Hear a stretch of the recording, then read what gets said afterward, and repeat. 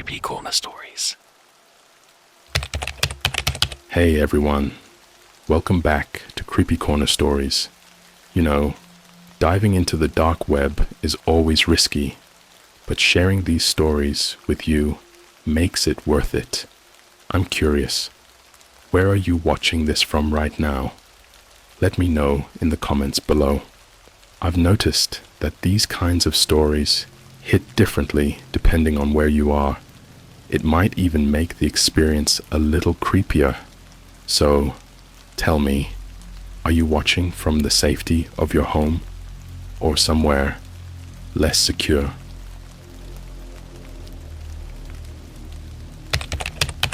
Someday, we'll unalive all the time travelers. I'm an FBI agent on the dark web, and here is my story. Alright, so I've never posted anything like this before. I usually just lurk, watch weird analog horror on YouTube before bed, scroll through TikTok until my eyes burn, and eat way too much junk food. But this needs to be out there. If I vanish after this, someone needs to know what really goes on. I'm not using my real name, obviously. Let's just say you can call me M. I'm 32. I live in the US, and yeah, I'm or was a special agent for the FBI. I didn't start out working in anything particularly cool. No secret missions, no Hollywood car chases. Most of the job was paperwork, surveillance, digital forensics. I spent years bouncing between cases involving online trafficking, money laundering, cyber attacks, stuff that's awful but doesn't make for good Netflix material. Until I got transferred to something called the D-Class Task Force, not officially listed on any of our site rosters, not mentioned in any training manuals, just a black badge and a 2-word instruction: obey protocol. Now here's the weird part. I wasn't transferred by any normal means. No HR email, no commander briefing. I just got a burner phone one day in my mailbox. No return address. Inside was one message: welcome to the real case files. Dark web frequency. Delta Ghost 74. I thought it was a joke, maybe a hazing ritual or something. But when I showed the phone to my supervisor, he just stared at me. Didn't say anything. Literally turned around and walked away, like he was pretending I didn't exist. You ever heard of a place called the Black Root? It's a subnetwork buried deep within the dark web. It's not accessible through Tor, Freenet, or I2P. You have to use a special router plugin connected through something called the G-Crucible protocol, which, to be clear, shouldn't exist. That's basically tech pulled out of a sci-fi movie. I had to meet a contact in Chicago to get the hardware.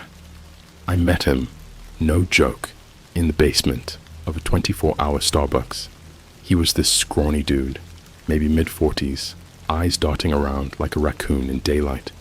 He handed me a black USB drive with a blinking green LED on it and said, "You plug this in, you don't go back." I asked, "Back to what?" He said, "Reality." At this point, I was thinking, okay, maybe this is some LARPing group the Bureau is monitoring, but whatever. I took the drive and flew back to DC. I set it up in our digital lab, completely offline, and the moment I plugged it in, the computer screen went black. No startup menu, no BIOS, nothing. Then white text started typing itself across the screen. Agent M identified. Time Walkers, 37 active. Primary target, Blue Door user, number 99-28411. Location, Rome, Italy. I stared at the screen, just blinking like, wait, Time Walkers. That's when I heard it. From the corner of the lab, my co-worker Sam. He dropped his coffee. Not spilled, but dropped it like he forgot he was holding it. His face was pale, his mouth barely open. I turned to ask him what was wrong, and he just shook his head and muttered, "They brought you in. Oh God, they brought you in." Then he left. Just left the building. I haven't seen him since. I didn't know what to do. This wasn't like chasing hackers or monitoring servers. This was something else. The file that the system gave me was titled Chronomimics, and the description made my stomach drop. Chronomimics are entities that appear human, but interfere with reality's timeline. They do not travel through time. They rewrite it. All alterations are perceived only by anchored agents. That's you. I honestly thought I was losing my mind. The documents showed profiles of real people, Instagram influencers, TikTok celebrities, even a barista who worked at a McDonald's in Kyoto, all marked as temporal disruptors. And then I saw a file that chilled me to my core, a photo of my sister. Her name was marked as subject pending review. I texted her. No answer. I called her, straight to voicemail. I checked her last post on Instagram, and there it was, a selfie from Rome, outside a blue door. The caption read, "Something about this place feels wrong." That night, I couldn't sleep. I kept scrolling through the files. The more I read, the less I understood. There were logs from 1978 that predicted TikTok trends from 2022.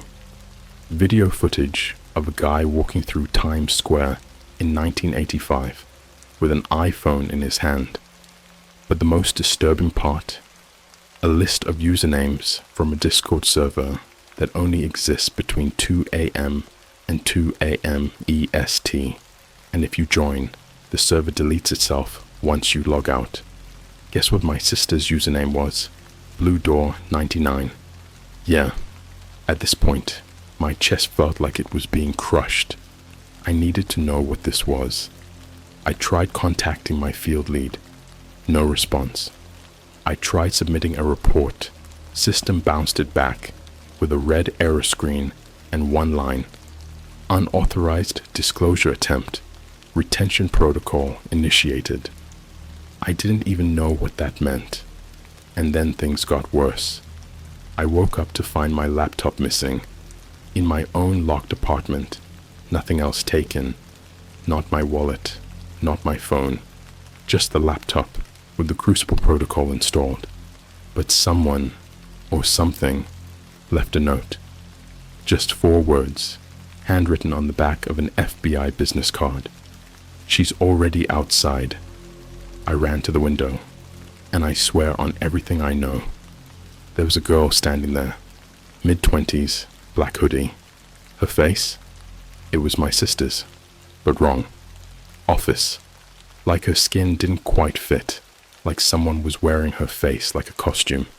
She smiled, too wide, too perfect, and raised her hand. She held up a black USB drive. It was blinking green. "Let me know if you want me to keep going. I haven't told anyone else this, but if you see a blue door in your dreams tonight, don't open it. There's no way to properly prepare for seeing your own family member staring at you from the street like a living puppet." I didn't breathe. I didn't blink. I just watched her stand there, under the yellow glow of a busted street lamp, like she had no bones in her arms, like her body was a meat marionette held up by some invisible puppeteer. Her head tilted slightly too far to the left, mouth open, not smiling anymore, just slack, still holding that USB drive with the green LED like it was a remote detonator for reality. I grabbed my phone to call someone, anyone. As soon as I unlocked it, my wallpaper was different. No longer my dog. Now it was a photo I never took. A grainy selfie of me, sleeping, in my bed, taken from just a few inches above my face. Timestamp, 3:02 a.m., just 3 minutes before I woke up that night. I sprinted downstairs. I didn't think. I didn't check the door.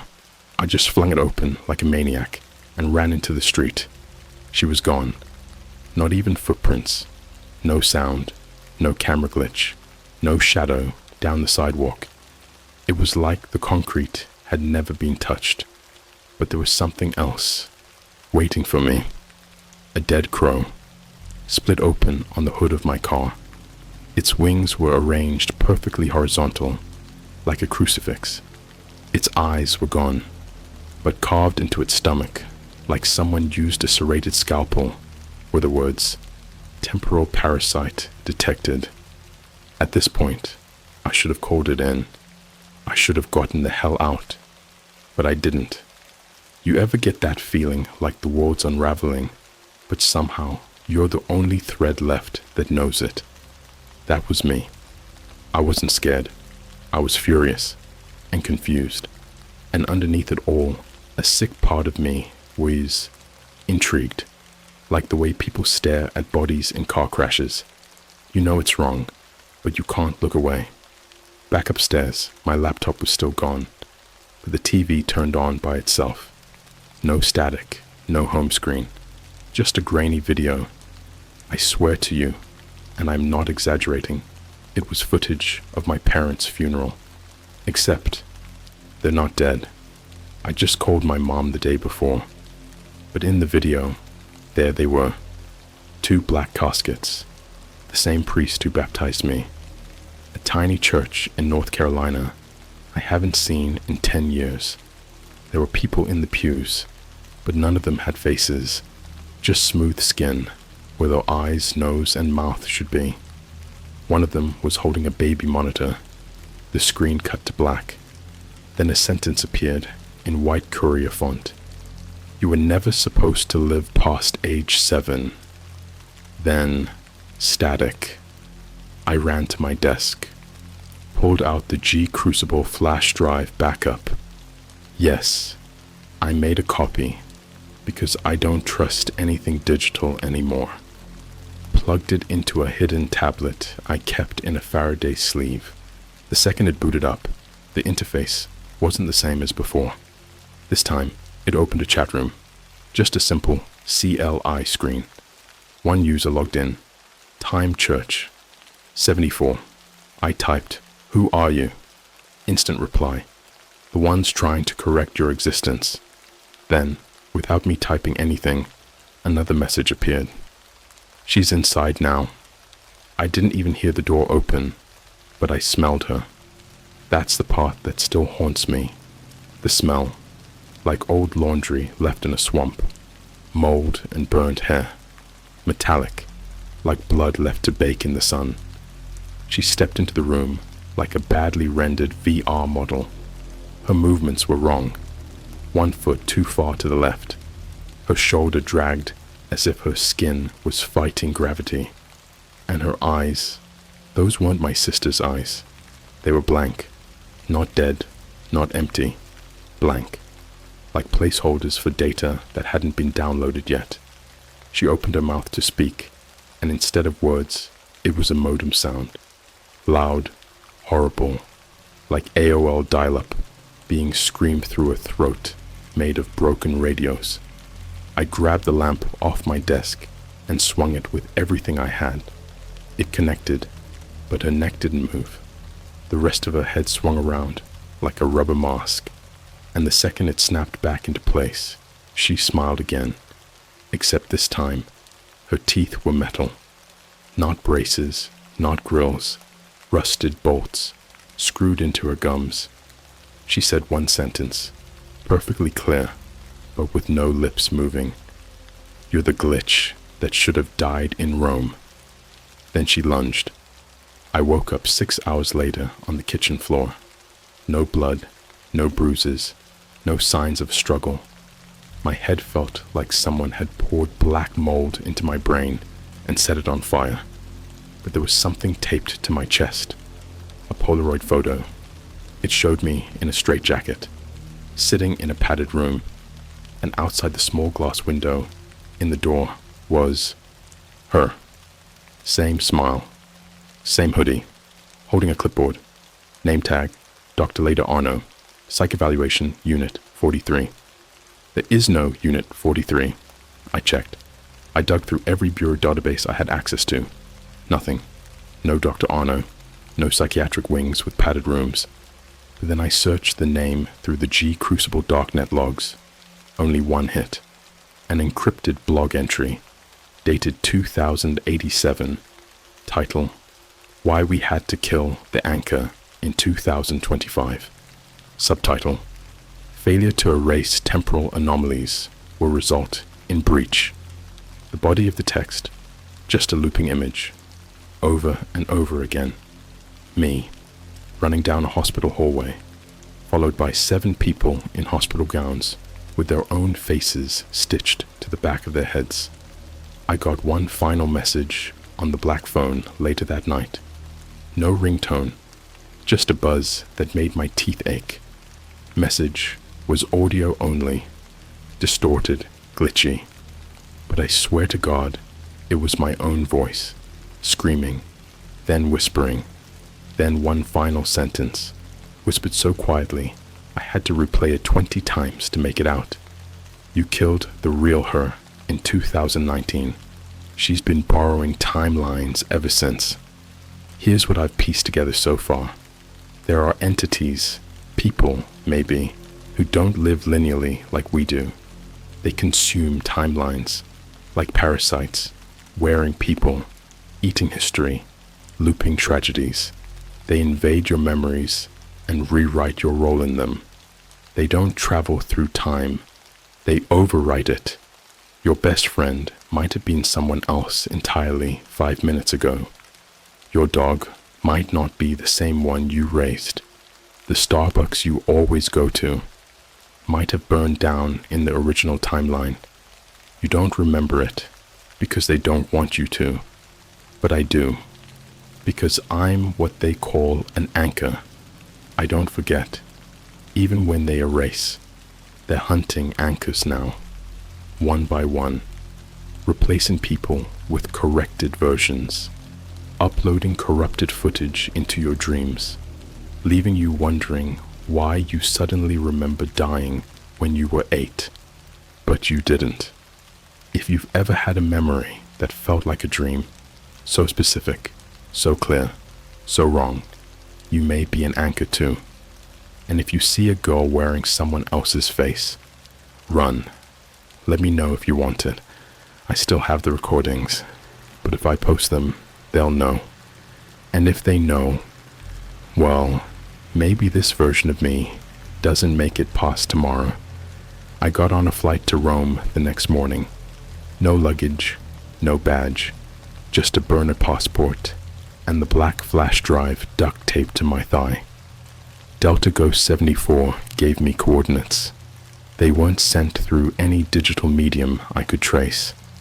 I saw them carved into the window, frost of the Uber I took to Dulles Airport. No one else saw it. Not even the driver when I asked. Just 6 numbers. 41.9038, 12.4964. Right in the middle of Rome, the Vatican. And I knew instantly I wasn't going to see the tourist traps. This wasn't about pasta, Instagram stories, or the Colosseum. This was something deeper, below ground, like history, trying to spit something back out. I landed at 3:11 a.m. local time. No reception. Phone died as soon as the wheels hit the tarmac. Power banks fried in my backpack like they'd been microwaved. I stepped outside, and I swear, the sky wasn't right. No stars, not even clouds, just a thick black canvas above me, rippling like ink dropped in water. When I got to the coordinates, I wasn't met with guards or drones, just an empty cobblestone alleyway behind a decaying gelato shop that had been closed since 1998. The air was thick, heavy, like it was filled with invisible wires dragging across my skin. And in the wall at the end of that alley was the blue door. I recognized it immediately.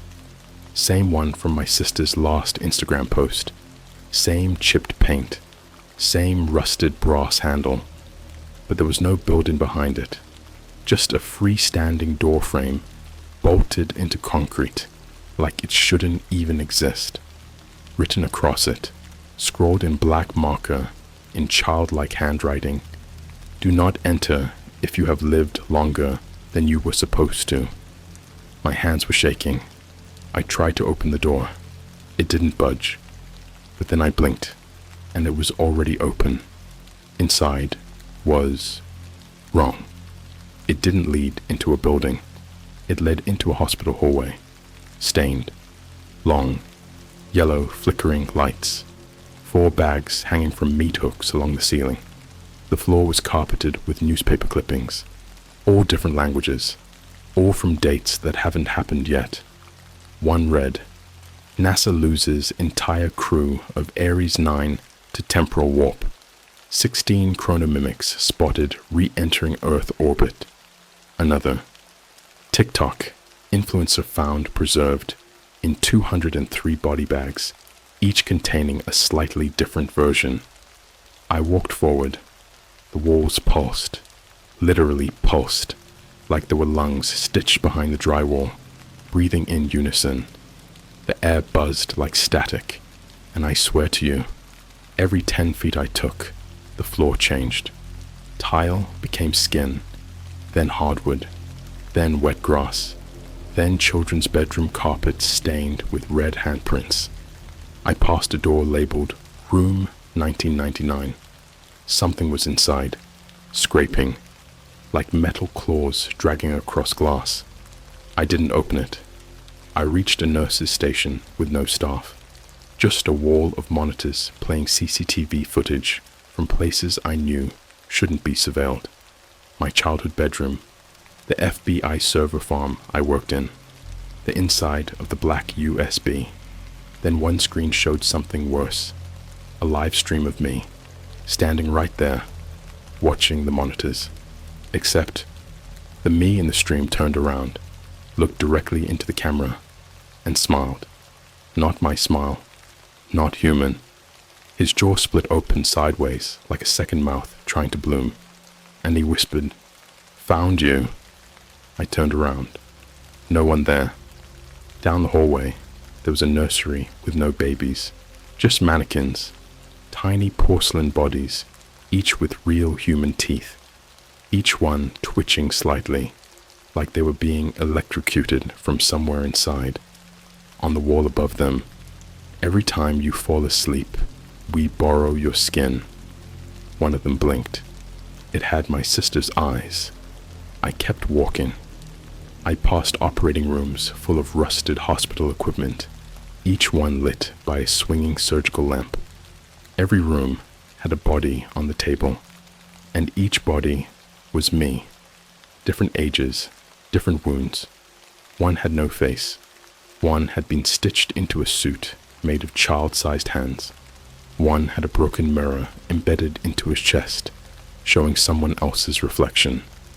They all moved when I stepped closer. They all whispered in unison, "The girl in the hoodie is not wearing your sister. She's wearing you. You just haven't been deleted yet." I threw up. Real vomit. Red. Not blood. Not food. Red static. My ears started bleeding. My teeth hurt. My fingernails began to loosen like they were unscrewing themselves. I kept walking. At the end of the hallway was an elevator with no buttons, just one slot, shaped like the black USB. I pushed it in. The elevator doors folded open like origami. Inside was a man, faceless, dressed in a white coat covered in Sharpie scrawled names, thousands of them, written over each other, but one stood out. Mine. He handed me a Polaroid. It was a photo of the next 20 minutes. Me standing in a room, tied to a gurney. Someone standing above me with garden shears and an iPhone recording in 4K. He said one thing, "Don't scream this time. They clip the tongue if you scream." Then I blacked out. When I woke up, I was in a real hospital, Rome General. No blue door, no pulsing walls. A nurse said I was found unconscious in a bus terminal bathroom with my FBI ID taped to my chest and a note stapled to my tongue. The note said, "Transfer to Ward 43 for debriefing. Diagnosis, temporal identity collapse. Anchor, rejection in progress. ETA to expiration, 72 hours. I looked in the mirror, and I didn't see myself. Not the face I remembered, not the one from high school, not the one I shave every morning. The person in the mirror looked like an actor playing me badly in a Netflix documentary. Same voice, same movements, wrong soul behind the eyes. I checked my phone. Photos of me doing things I never did. Kissing a girl I've never met. Standing in front of a train that no longer exists. A selfie of me in room 1999. Smiling. Now, back in the States. I can't trust mirrors. I don't sleep in the dark.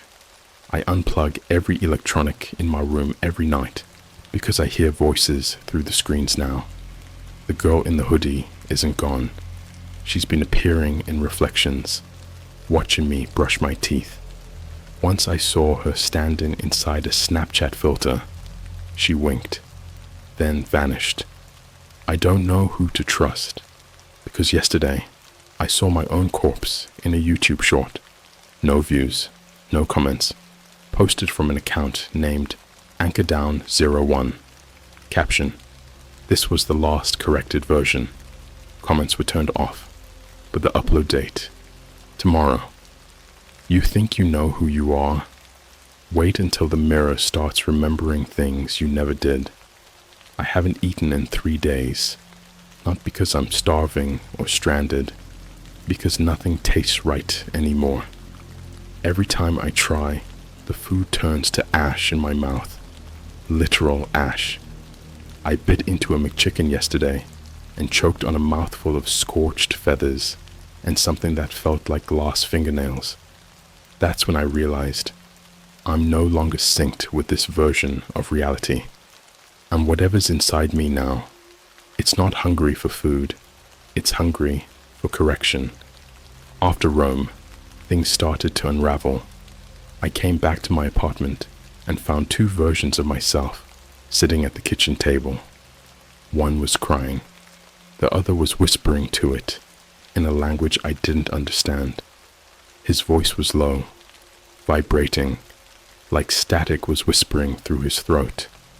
But when they saw me, they stopped. The crying version opened its mouth and screamed a single word: "Delete!" The other lunged. I didn't wait to figure out who was who. I grabbed the .45 I keep under the sink and fired twice. 2 perfect headshots, one in each of their skulls. But here's the thing, no blood. They collapsed like hollow mannequins. One cracked open on the tile floor, and inside his body was nothing. Not organs, not bone, just rolls of Kodak film spilling out of the skull, unfurling across the linoleum like intestines made of burned celluloid. Each frame had a different version of my life, different timelines, different people, events I never lived. And the final image was me, smiling in a high school yearbook photo I never took. Captioned, R.I.P. Marcus T. Walker, 2007 to 2019. You were never meant to come back. That's not my name. I've never heard it before. But when I looked at myself in the mirror later that night, I whispered it, without even thinking, like it was already mine. The mirror was the first thing to change. I covered it, of course. Blanket, tape, even smashed it once. But I made a mistake. I didn't cover my phone camera, and they came through that too. You ever see yourself blink in a selfie after you've already taken it? That's what happened. I snapped a photo to send to Delta Ghost 74, hoping the dark web node would pick up my face and verify my anchor signal, but the image blinked, then smiled back at me. Not my smile. His teeth were rotted black and way too many, like a shark had learned how to be human, and behind him, barely visible in the digital blur, was her, the girl in the hoodie. But she was no longer wearing my sister's face. She was wearing mine. I ran every program I had: forensics analysis, glitch deconstruction, facial mapping. Nothing worked. The image couldn't be edited because it wasn't a file anymore. It had become a window. Every time I opened my gallery, it was just waiting there, breathing, watching. Then, yesterday, it got worse. Because it spoke. I didn't open the phone, didn't tap play, but at 3:33 a.m., I heard it whispering through my AirPods while they were still charging. A voice like mine, underwater, looped and glitched. "We are the memory you abandoned. You should have died in version 73. I started checking myself hourly. Teeth, scars, fingerprints, memories. I even checked my Instagram archive to make sure I remembered everything I've ever posted. But something was always off. One post from 2017, I clearly remember the caption was, "Back from NYC, never again. Too many rats." Now it says, "You left a version of yourself behind in the hotel." She's still there. She never checked out. The worst part, there's a comment on it. From me, posted last week. It reads, "Room 402, bring a knife." So I did. I went back to NYC, checked into that same hotel in Midtown. A dusty old building that smells like mold and broken time. They still had room 402. I didn't ask. I just paid cash and went upstairs. The hallway was long, quiet. Carpet smelled like copper and moldy drywall. Every door was labeled wrong. There were 4 room 402s along that hallway. I opened the first one. Nothing inside but a wedding dress hanging from the ceiling fan, covered in black mold. The walls were dripping. No, melting. Wallpaper peeled in slow motion, like skin curling off in boiling water. There were shadows moving underneath the floor. I closed the door. Second room, 402. A Starbucks kitchen, empty, still running. Espresso machine, foaming on its own. A barista mannequin was twitching behind the counter, half sunken into the floor, like she was dissolving into the tile. When I whispered, "What year is this?" she screamed, not with her mouth, with every machine in the room. Lattes screaming like babies, frappuccinos crying blood through the lids. I slammed the door shut. Third room, 402 was mine. I opened it, and there I was, sitting on the bed, tied to it, gagged, eyes wide, my face. Same clothes I wore in the Rome elevator Polaroid. He tried to scream through the gag, and I realized he wasn't me. He was better. Eyes clearer, hair not falling out, no tremors, no static voice. He still remembered what it was like before the glitch. I didn't speak. I just stood there and watched myself scream. And then something stepped out of the bathroom behind him. It was wearing my father's voice, not his face. His voice, floating, echoing, wrong. Like someone was scraping my dad's words off a cassette tape and dragging them through teeth. It whispered, "Only one version gets to leave. Choose." Then it handed me a knife. I'm not going to say what happened next. Not here. Let's just say, only one version left, room 402. And I'm not sure it was me anymore. Now I don't sleep. When I close my eyes, I see versions, layers of myself, doing things I never did, marrying people I never met, dying in car crashes I wasn't in, holding children I never had. One version has no mouth. One version has no reflection. One version keeps digging in the backyard, whispering, "They buried the original you here." There's a file in Delta Ghost 74 I've never opened before. It's titled Kill Protocol Time Walkers, subfolder labeled Instructions for Identifying Non-Human Versions of Yourself. Inside, a list with my name at the top.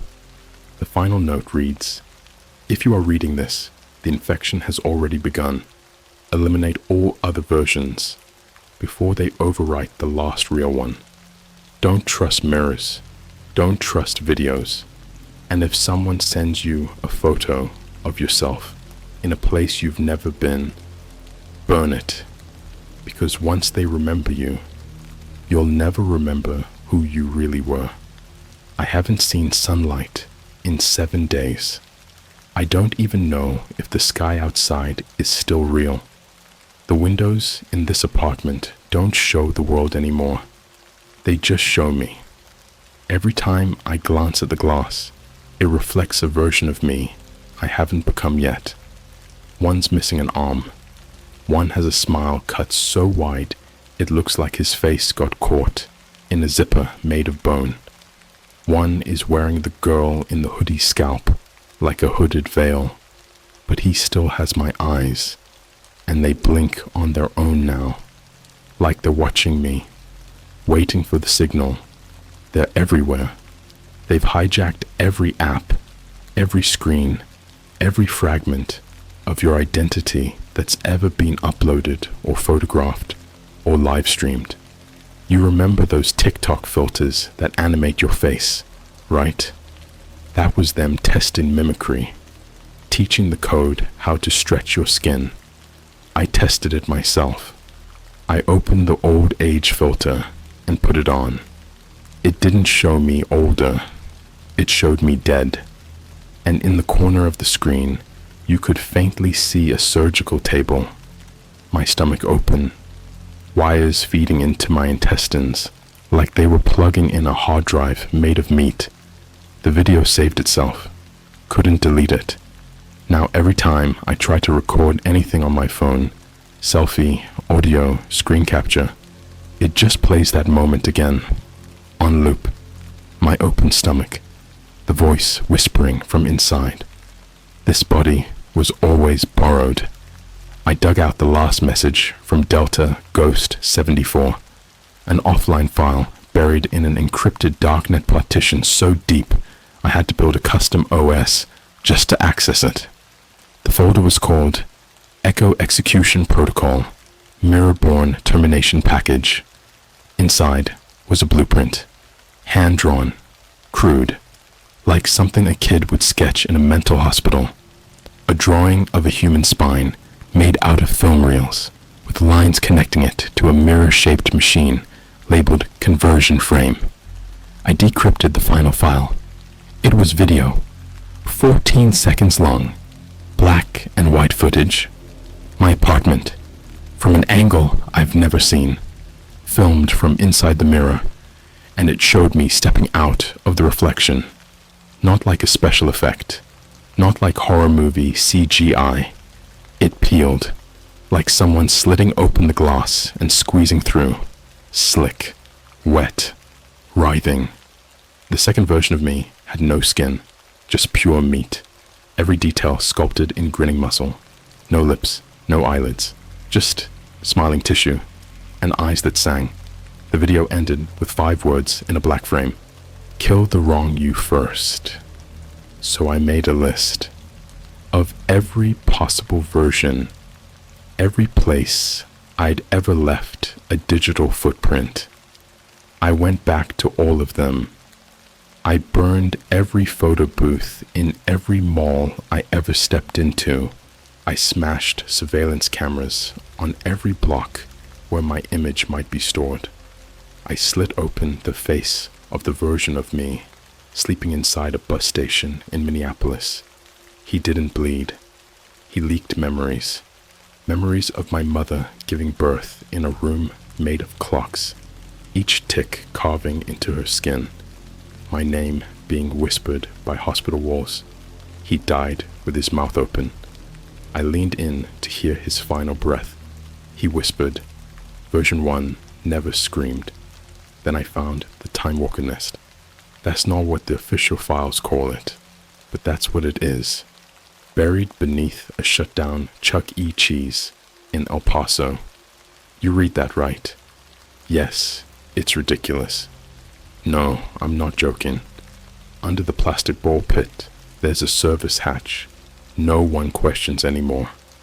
You need a retinal scan that matches your future self. How did I get in? I tore it out of a version of me I found chained to a shopping cart in a Walmart parking lot.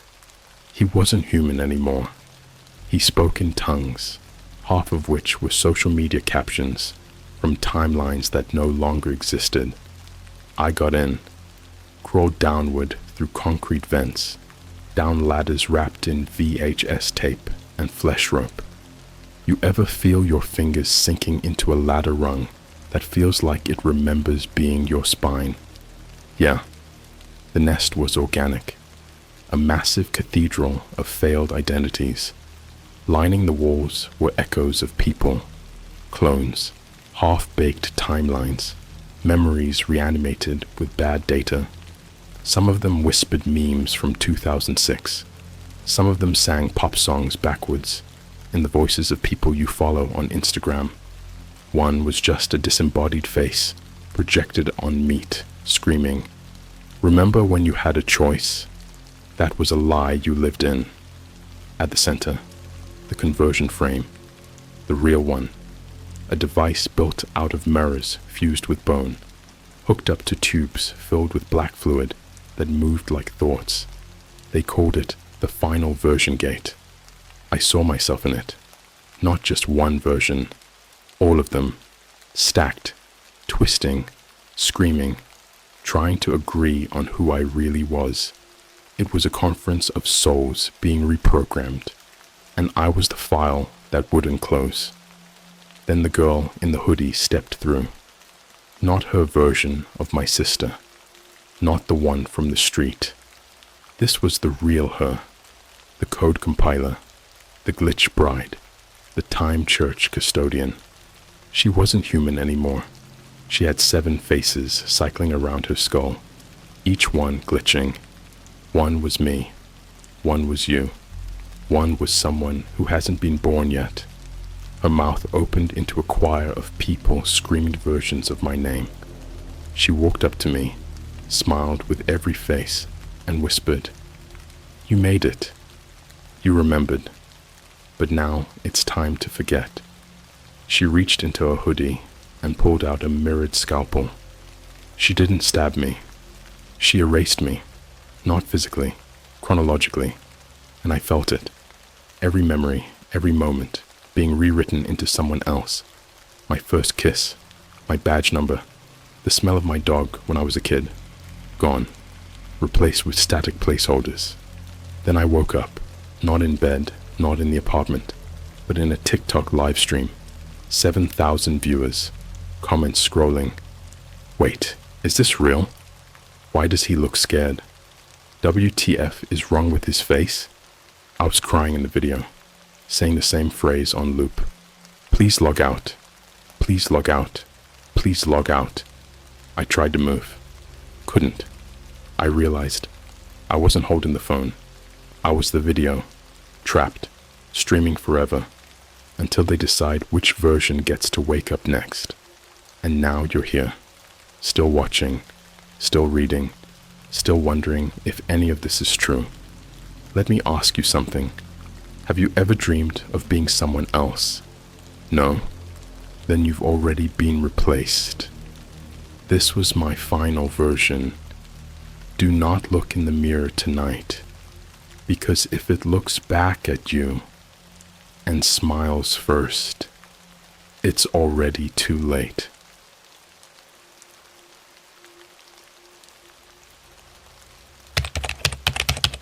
My neighbor has been beckoning my children from the window at night. I found on the dark web the horrifying reason why. Alright, so I've never posted on Reddit before. And I'm honestly only doing this now because I don't know where else to go with this. I don't care if you believe me, but if you're reading this, I need you to hear me out. This isn't a story. This is real. And it started like something out of one of those animated horror stories on YouTube. You know, the ones where the guy's like, it was a normal night until it wasn't. Yeah, that's exactly how it was. Let me give you some background. I live in a quiet suburb outside of Denver. You'd probably pass through without ever noticing it. One of those cookie-cutter neighborhoods where every house looks like it came out of a Sims game. We've been here for about 3 years now. Me, my wife Megan, and our 2 kids, Luca, 7, and Ella, 5. Our street is the kind where people wave when they walk their dog, and where the biggest drama is someone not bringing their trash cans in. Basically, the last place you'd expect something creepy to happen. But lately, something's been off. It started a few weeks ago. I came home from work. I'm in IT, remote most days, but I had to go in that day, and my wife looked freaked. I'm talking pale face, nervous energy, kept glancing out the window. I asked what was up, and she just said, Lucas said someone was waving at him last night, from across the street, in the window. I laughed it off. Probably a dream, right? Or maybe one of the neighbors being weirdly friendly. The house across the street is always dark, like always. I don't even think I've ever seen the porch light on. It's one of those older, slightly run-down houses that somehow missed the HOA makeover. The dude who lives there, if he even does, is never outside. Just a black Toyota parked out front once in a while. I told her not to worry. Kids make stuff up, right? But the next night, I saw it myself. It was about 2:30 a.m. I was downstairs playing Elden Ring. Late night grind, you know how it is. I'd just beaten this insane boss when I noticed a flicker of light from outside. It caught the corner of my eye. I got up, stretched, walked over to the front window, pulled the blinds back, and that's when I saw him. Across the street, second floor window. Someone was standing there. Not just standing, waving, slowly, methodically, arm up, then down, over and over. The weird part? It didn't look like a regular wave. It was like they were trying to mimic how a child would wave. Big, exaggerated movements, like how a cartoon character waves. I stared at the window for what felt like a solid minute. Then the figure stopped waving and just stood still, like they were staring back at me. I couldn't make out a face.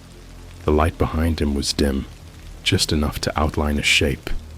But I swear to God, it was like they knew I was there. I backed away, closed the blinds, and didn't sleep the rest of the night. Now, here's the thing. I didn't tell my wife. I didn't want to freak her out more than she already was. I figured it was some teenager messing around, or maybe even just my imagination playing tricks on me.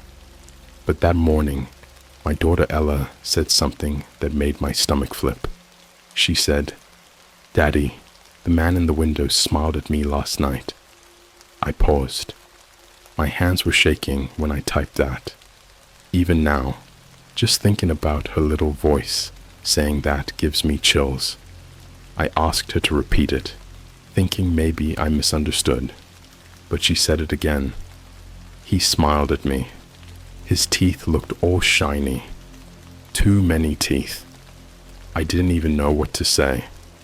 I looked over at Megan, and she had this look on her face, like she was about to cry. I asked Ella where she saw him, and she pointed across the street. Same window. I was done playing it cool at that point.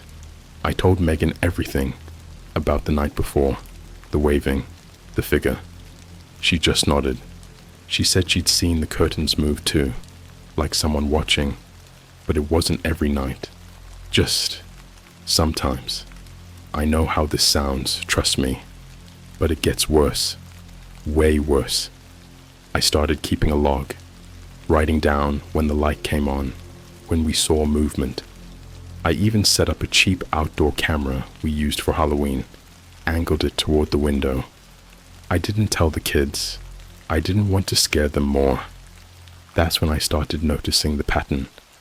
The waving only happened on Thursdays and Sundays, always after 2 a.m., never before. I started researching. Look, I work in IT. I know my way around the internet. But curiosity got the better of me, and I went deeper, like deep web deeper. I downloaded Tor, found a few forums, a few sketchy boards. I didn't even know what I was looking for. Just typed in things like man waving from window, children being watched, smiling teeth figure. What I found, that's for part 2. But let me say this. I wish I never opened that forum. I wish I never clicked on that thread with the scrambled text and weird symbols. Because once I did, I saw pictures that looked way too familiar. Not like stock images, not like random horror pics. Actual screenshots of my neighborhood, my street, my house, and the same second-story window with a figure staring out. The file name? He calls them when they sleep. .mp4. I don't remember clicking on the video. I don't remember how long I stared at the screen before I even noticed my hand moving toward the mouse. But I do remember the sound. That sound. The first second of the video. That wet sound, like someone chewing with their mouth open, but slower, heavier, almost curious, like something tasting for the first time. And underneath it, this faint, almost mechanical humming, like an old refrigerator struggling to stay alive. That hum stuck with me for hours afterward. It made the silence in my house feel louder. I was watching He Calls Them When They Sleep .mp4 on a random .onion forum filled with posts written in broken English and usernames that looked like someone mashed their keyboard.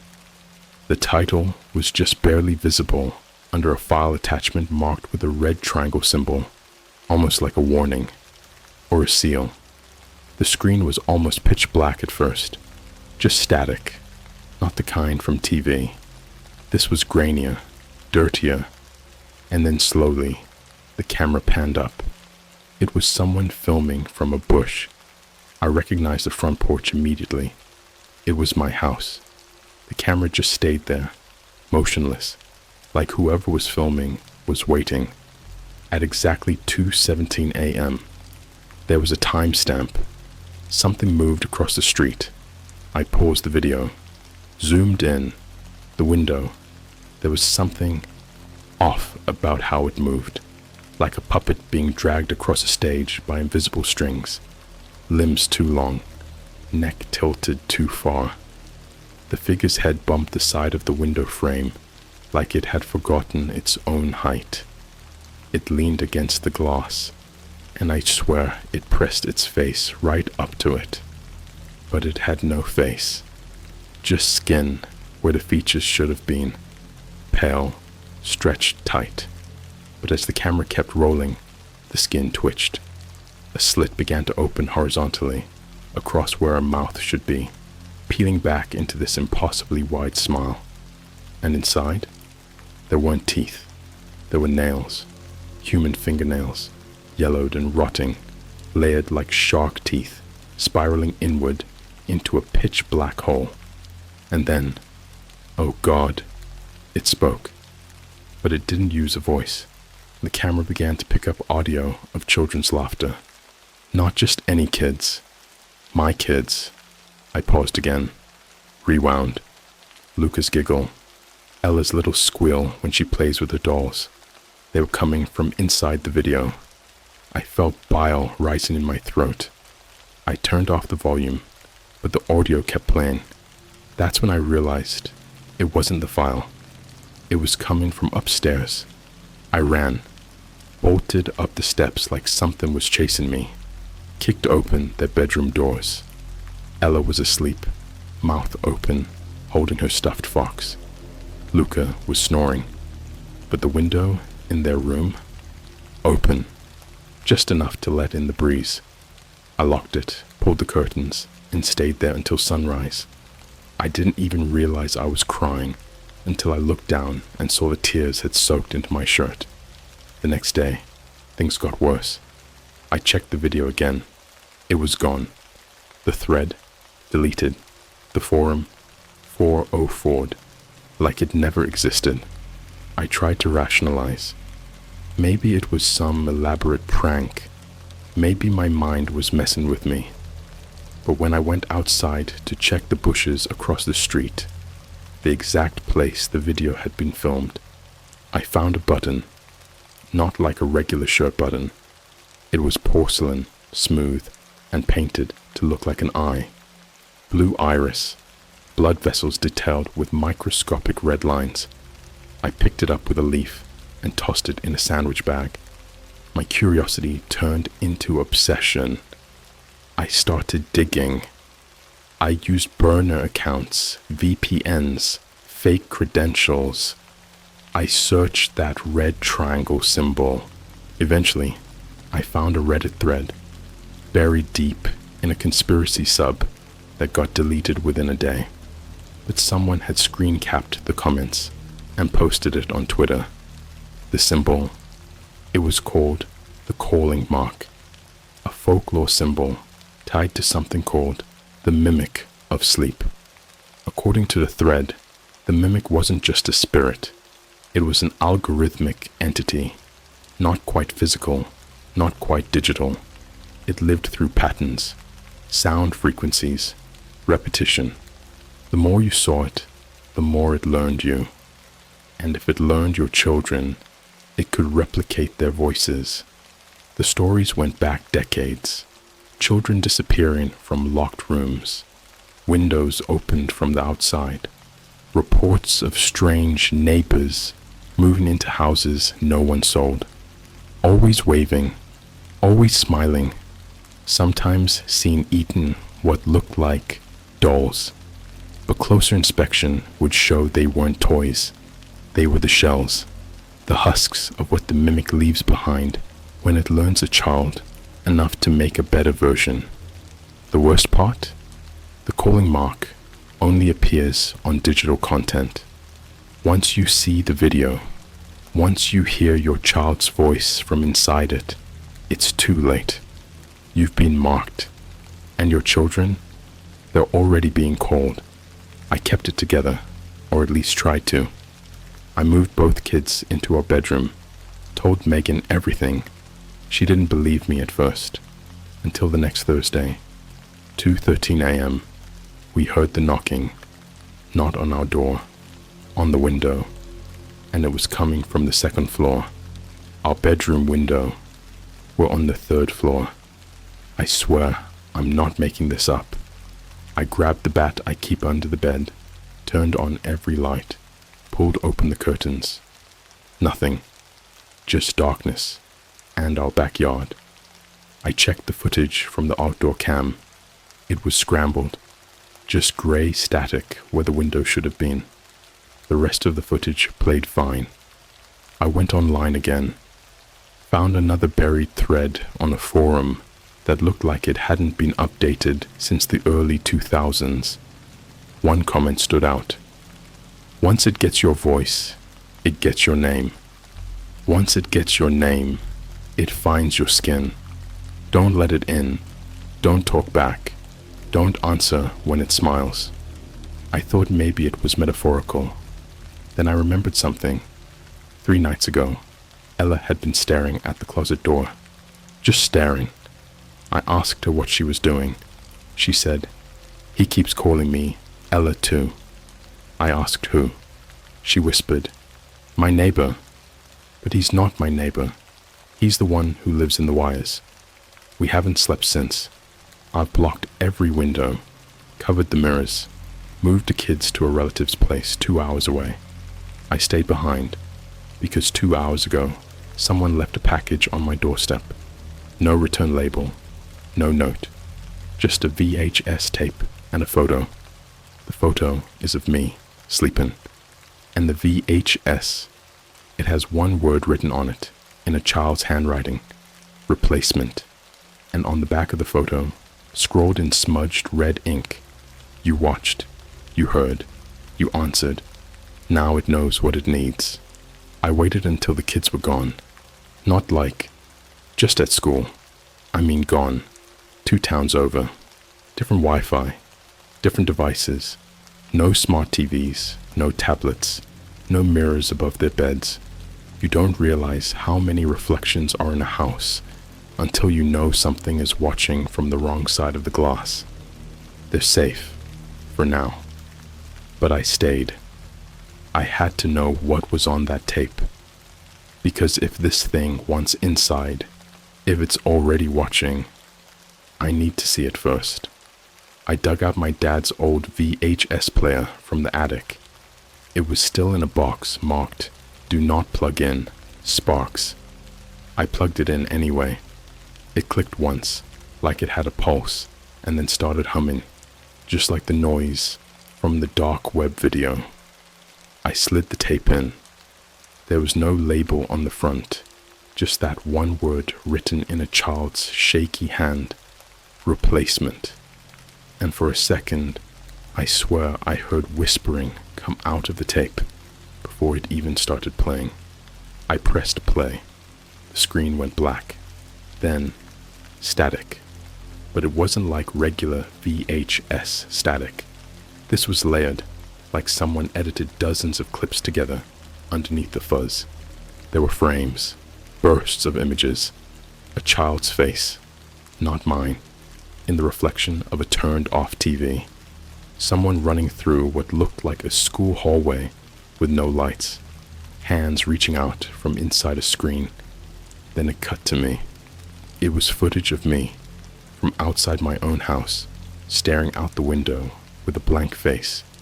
But the lighting was wrong. It wasn't night. It wasn't even this year.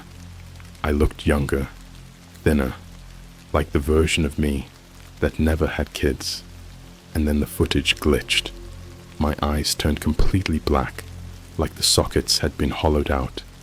My mouth opened too wide, like a marionette with a broken jaw. I started waving, just like the neighbor. Same slow, cartoonish movement, like I was inviting something invisible toward me. But in the reflection behind me, there were 2 silhouettes of children. But they weren't Luca and Ella. They were identical to my kids in shape and height. But they had no faces, just skin, smooth, shiny, like it had been stretched over plastic. Then the tape spoke. It wasn't my voice. It wasn't anyone's voice.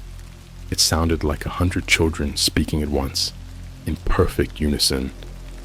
This is the version where you scream. I swear my entire body locked up. I couldn't move, couldn't blink.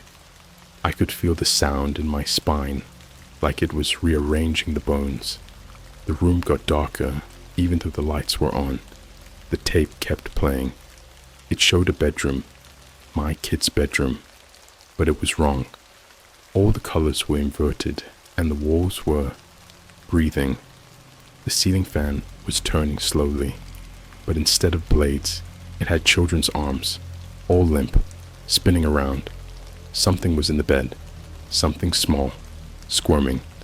A figure walked into frame, slow, tall, no eyes, no mouth, just a thin split down its head, like someone had dragged a box cutter from the scalp to the chin. It opened, and my kids' voices came spilling out, giggling, screaming, begging, one after the other, overlapping and twisted, like they were playing backwards. The thing leaned over the bed and pulled the blanket back. There was no child in the bed, just an empty skin sack, deflated, like a Halloween costume, left in the sun too long. Then the screen cut to black again, and a text appeared, shaking and glitching like it was being pushed through the TV instead of rendered. You cannot protect what has been promised. I shut the tape off, unplugged the VHS player, threw it out the window. It landed on the lawn and hissed like it was alive. I grabbed the photo that came with the tape, me sleeping, and looked again. In the corner of the room, in the shadows behind my headboard, was a figure, smiling. It had the teeth made of nails, but its hand was resting on my daughter's shoulder. The smell came next. Not rot, not garbage, not even death. Plastic, burnt plastic, like melted Barbie dolls or singed Halloween masks. It started coming through the vents. I taped them all shut, covered the drains, but it kept finding new places to ooze through. The USB ports, the smart plugs, the microwave's digital clock. It smelled like something was reheating itself, like it had been stored in the dark, and now it was trying to fit into a skin it had copied wrong. I got a call from Megan. She sounded distant, not scared, just blank. She said, "You need to come see this." I drove like a maniac to her sister's place, where she'd taken the kids. When I pulled into the driveway, the front door was open. The inside of the house was silent. No toys, no cartoons on the TV, no clutter, just silence. I walked up the stairs and found them in the bedroom. Megan was sitting in the corner, rocking, her eyes wide open, tears running down her face, but she wasn't blinking. And on the bed were Luca and Ella, smiling, too wide, too still. Their skin, it looked laminated, like someone had covered them in a plastic wrap and blow-dried it to fit their shape. I reached out, trembling, to touch Ella's cheek, and it cracked, like porcelain.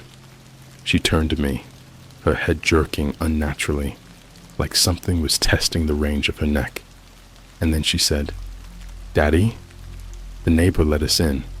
He said we were just models." I fell backward, crawled out of the room, slammed the door. Megan never moved. I called the cops. When they got there, nothing. No kids, no Megan, just me. And a note on the fridge, written in the same childlike scrawl as the tape. "You can't report a replacement. I've been back home ever since. The real home, not the mirror home. I can tell the difference now. The difference is in the light. The mimic version has no shadows that move. Real life does. And right now, the shadows in this room are moving. Every night since the tape, I've started hearing scratching inside my walls. Not rats, not anything with claws. This sounds like something with teeth, chewing, like it's hollowing out a path toward me. Every time I blink, I hear the giggle again. Every screen I turn off shows a reflection of a child I don't know. The last photo I took of my family on my iPhone, they're all looking at the camera, except me. I'm looking at the window behind us, and someone is waving. If I'm still me. There's this feeling that starts behind your eyes when your brain sees something it knows isn't supposed to exist. Not just fear. It's older than fear. Deeper. Like your DNA starts vibrating because it knows you're staring at something that was never meant to be real. Something wrong. Something outside the blueprint of life. That's what I felt the moment the mirror blinked. Not me. I was brushing my teeth, trying to act normal, pretending that toothpaste foam and LED lighting could somehow protect me. I looked up, and in the reflection, my own eyes blinked, but my actual eyes hadn't. And I knew. It was inside now. I haven't slept in 3 days. It watches when I close my eyes. I started writing down the rules it's making up, because I don't think this thing plays by hours anymore. Here's what I figured out so far. It speaks in mimicry. You'll hear the voice of someone you love, but slightly wrong. They'll laugh too long, a word said backwards, a phrase they've never used in their life. If you answer it, it learns faster. It uses reflections, not just mirrors, any screen, phone blacked out, laptop off, even sunglasses. It's like it waits in digital dark. You're not seeing you. You're seeing its idea of you. It doesn't kill you. It archives you. And I mean exactly that. Like some cosmic collector making folders out of people. I found a folder on my desktop called /Luca/Skin/Last Night. I didn't make it. Inside, not photos, not videos, blueprints, 3D renders of my son's face, his teeth, his bone structure, his voice, each labeled with lines of code like shell.override.prototype3. I opened one.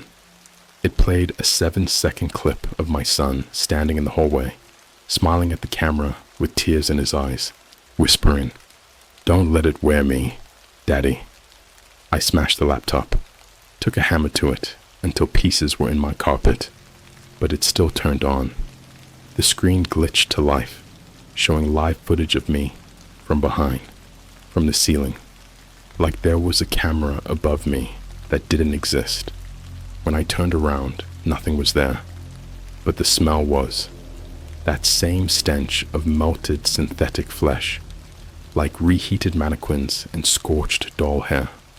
It was stronger now, like it was closer. I ran out of the room and heard footsteps in the hallway, but they weren't heavy like adult feet.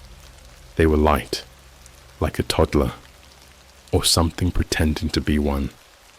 I followed them down the stairs and found every photo in my house changed. Every single family photo now had 3 versions of me in it.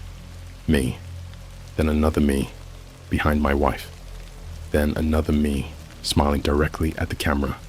No eyes, just 2 black sockets that had been burned into the photo paper, and in the bottom right corner of every frame, drawn in what looked like dried glue, "Replacement complete.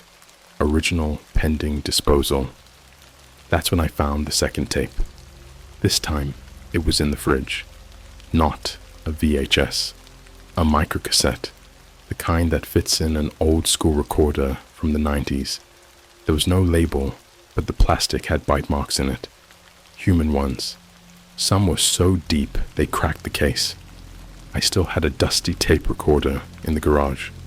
I played it, static, then a sound like something breathing into a pillow, then a woman's voice.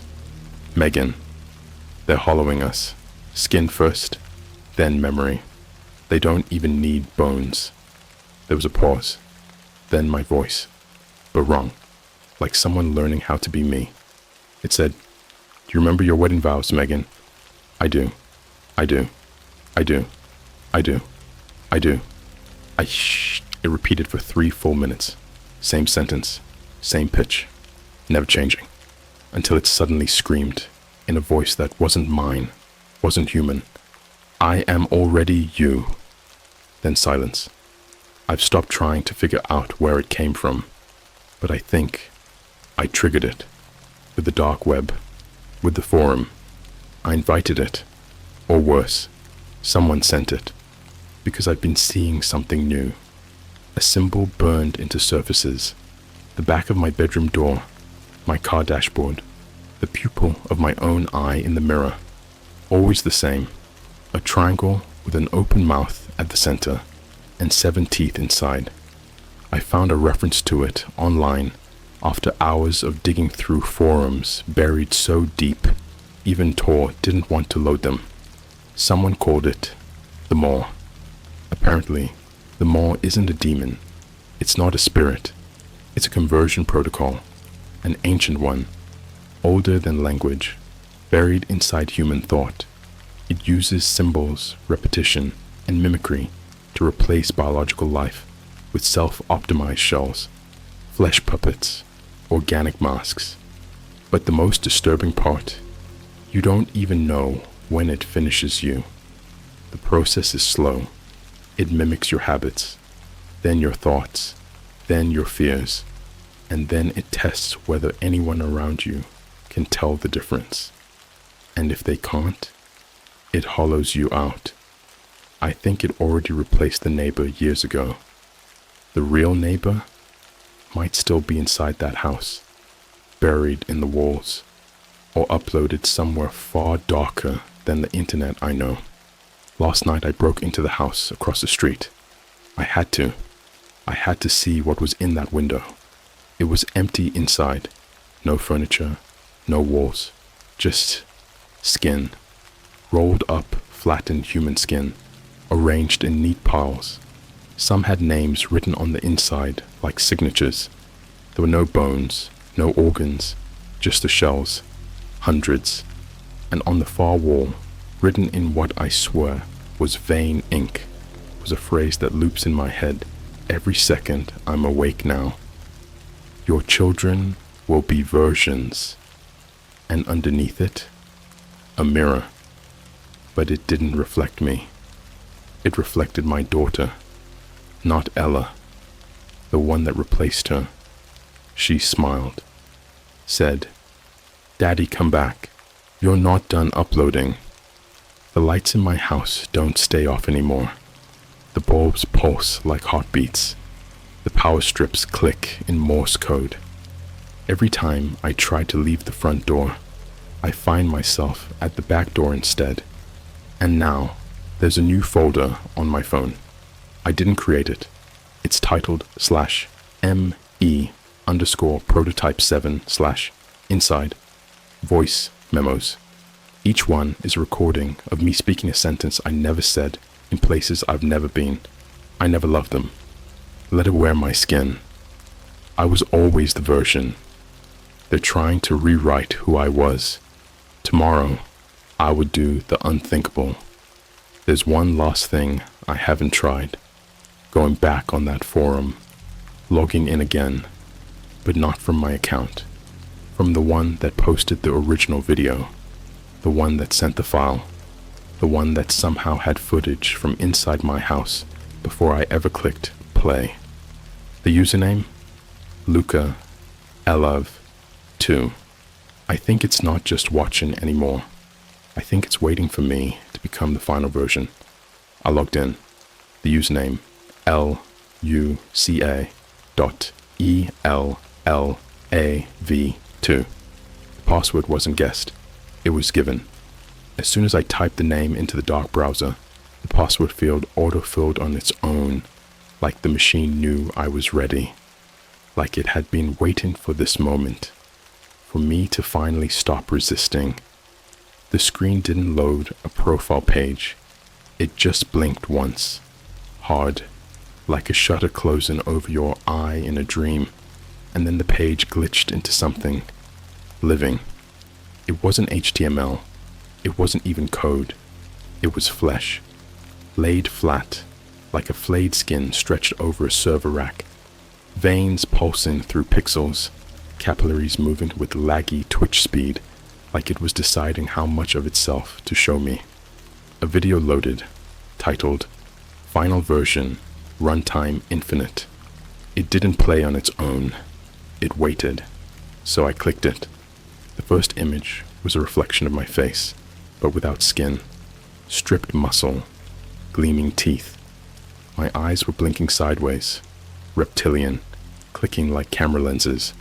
And then that face opened its mouth, and out poured children's voices, but reversed, not in playback, in language, like I was hearing my daughter speak backwards while drowning. Then came the room, my house. But it wasn't my house. Every wall was lined with mirrors, but none of them showed me. They showed what was supposed to replace me. It wasn't a person, it was a shell. Faceless, skin-colored plastic, molded too tightly, stretched around wrong angles. Its arms were the right length, but the elbows bent both ways. The mouth was wide, but didn't open unless it wanted to speak your memories back at you. And it turned to face me. Even through the screen, it turned to face me. Then it said in a stitched-together voice that bled with overlapping static, "You shouldn't have watched the tape. You shouldn't have named your children out loud. You shouldn't have looked in the window."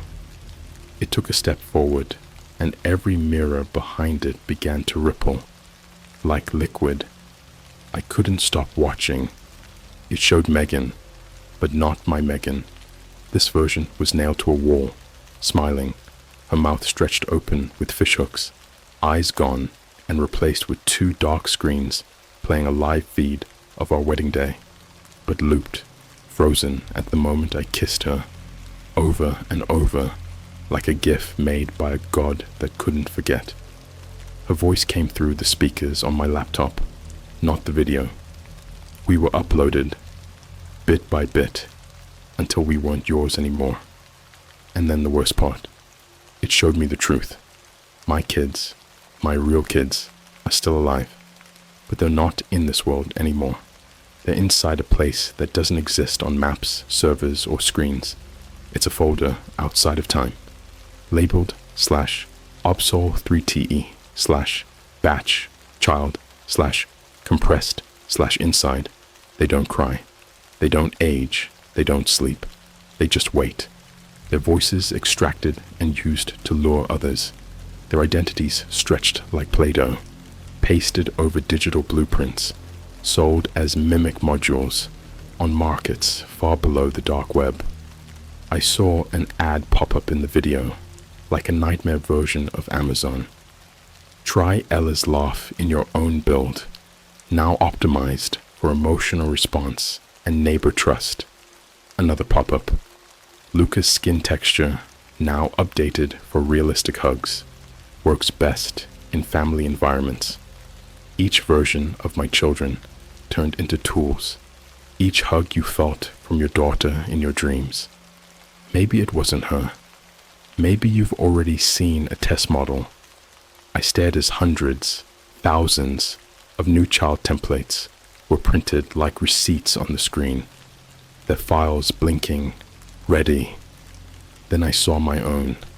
Me V9 uploaded successfully, I screamed. I screamed until blood burst in my throat, because it meant I had already been taken, already scanned, already replaced. And the final version? It wasn't meant for the screen. It was meant to be sent. The lights in my house flickered off at that exact moment. My laptop battery drained from 89% to 0 in seconds. The room went dark except for the hallway, where the bathroom light clicked on by itself. Then the hallway camera, yes, I installed one days ago, began to stream to the broken screen of the VHS player I never threw away. Even though I destroyed it, it came back. On the screen, me, standing in the hallway, but I was still sitting in my room.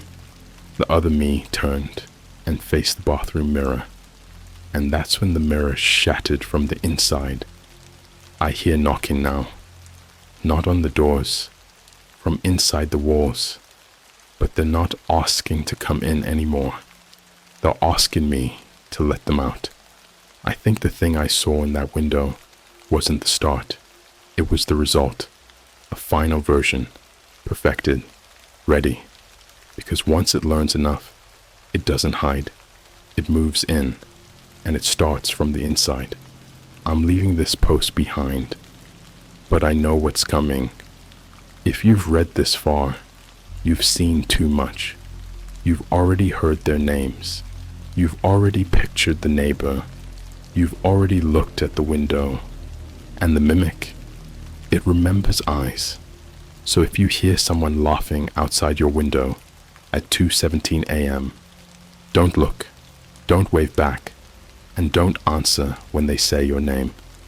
Because if you do, you'll see your own body standing at the foot of your bed, smiling, holding a note written in fingernails. Replacement complete.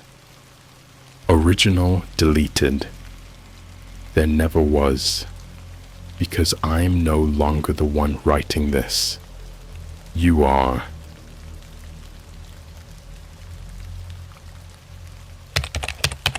Secret government group paid me on the dark web $5,000 to go trough hell. Dying is the easy part. Hey Reddit, throwaway account, because, well, you'll see why.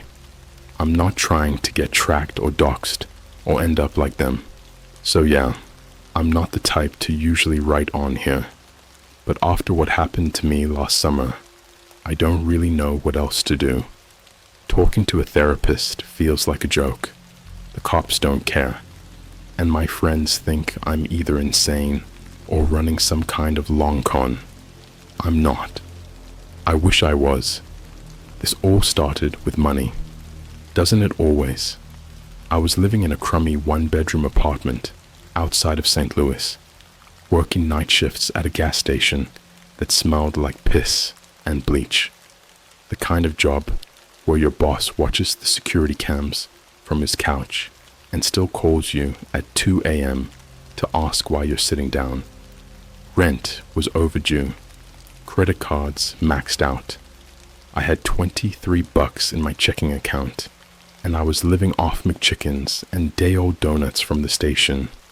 Anyway, I was on my laptop, just doom scrolling through Reddit and sipping a warm Monster when I saw this post on a sketchy forum a friend told me about once.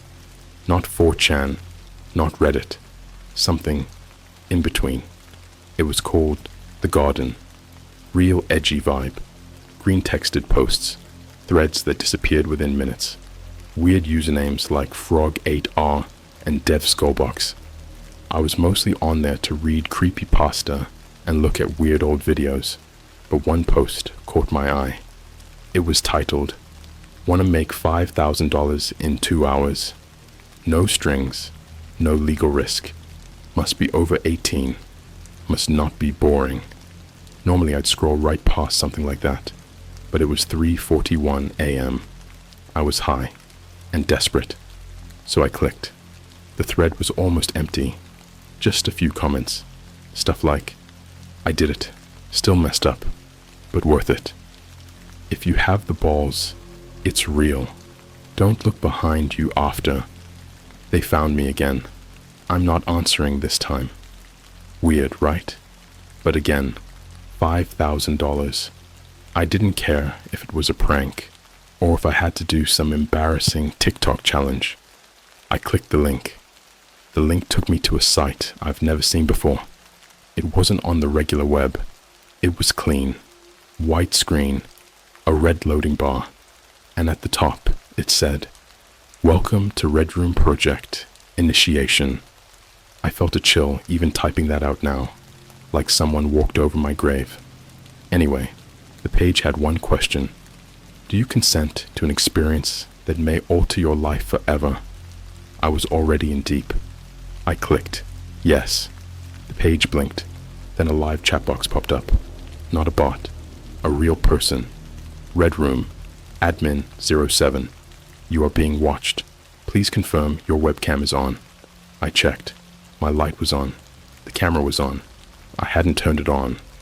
Then it said, "Red Room admin 07. Good. You've been selected. Please verify your phone number to continue. Your payment will be delivered immediately after task completion." I hesitated. Gave them my burner number. They texted a link. It opened GPS tracking. Within seconds, they sent back, "Red Room admin 07. We see you're near the Del Mar Loop. Your task will begin at 4:15 a.m. Wear dark clothes. No electronics. If you're caught recording, you forfeit payment and your safety. Go to the back alley behind the closed Starbucks. Knock 4 times, then wait. I know. It sounds so obviously dangerous, but I swear to God, something about it felt legit. And I was broke. And honestly, I was curious. Too curious. So yeah, I got dressed. All black hoodie and sweats. Left my phone at home. Put a little pocket knife in my sock just in case. By the time I made it to the Starbucks, the whole loop was dead quiet. No cars, no lights. Just this weird hum in the air, like electricity. The kind of silence where your ears ring.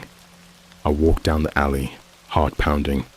Trash bins, old graffiti, a flickering security light that buzzed like it was angry. Then I knocked 4 times. Knock, knock, knock, knock. I waited. Nothing happened for a second. Then a panel in the wall, not a door, slid open. Just a thin black rectangle, barely wide enough to crawl through. And from inside, I heard something that I will never forget. A woman's voice. Software. Calm. She said, "Come in. Leave everything behind. Edit." Holy crap. Didn't expect this to blow up. I'll post part 2 soon. I'm gathering my notes. I have proof too. Screenshots, bank receipts, maybe even a clip from the body cam I shouldn't have kept. If you've ever seen something like this, DM me. I need to know I'm not alone. The passage wasn't a hallway. It was a wound. It swallowed me like a mouth. I had to crouch and crawl through it like a vent in an old asylum. It smelled like wet metal and cinnamon. The texture on the walls felt wrong. Smooth but soft. Not like drywall, more like skin. I crawled until I couldn't hear the street anymore, until even the echo of my breath felt like it was being eaten by the air. No city sounds, no sirens, just silence. Actual silence. Ever been somewhere that's truly silent? Not just quiet. I mean silence that presses in on you like you're underwater, that makes your heartbeat feel too loud. At the end of the crawl space, the world opened. I found myself in what looked like an abandoned surgical theater. You know, like those old classrooms where doctors would observe surgeries from behind glass. Except there were no people, no medical tools, just dozens of old CRT monitors lining the walls, each one showing a different camera feed. Some showed other people, blurry figures in other dark rooms. Some showed forests. One screen showed what looked like the inside of a McDonald's, except the lights were blood red, and the sign above the counter read, "Order your final meal." The weirdest part, one of the screens was showing me, crawling through that passage, but the angle was wrong. It wasn't a security cam angle. It was from inside my skull. I could see the back of my eyes, like someone was recording my consciousness. I nearly threw up. That's when the speaker turned on, old, crackly, like a drive-through intercom with blood in its throat. "You've been accepted. The games will begin shortly." Suddenly, this thick steel door at the back of the room slammed open, like it had been blown by a hurricane. The sound was so loud, it felt like my teeth cracked. Inside was nothing but a single elevator. No buttons, no numbers, just a keypad with a red screen flashing. Code injected. Destination, level 6. The door shut behind me. The elevator dropped like a rock. I think I passed out for a second. My stomach twisted into my throat. When it stopped, the doors opened to a hallway that looked wrong, like a cheap motel hallway, but warped. Everything was slightly slanted. The floor was carpeted, but it was damp, and the lights overhead flickered with no rhythm. Some were strobes, some dim as candlelight. I took one step and heard nothing. My footsteps made no sound.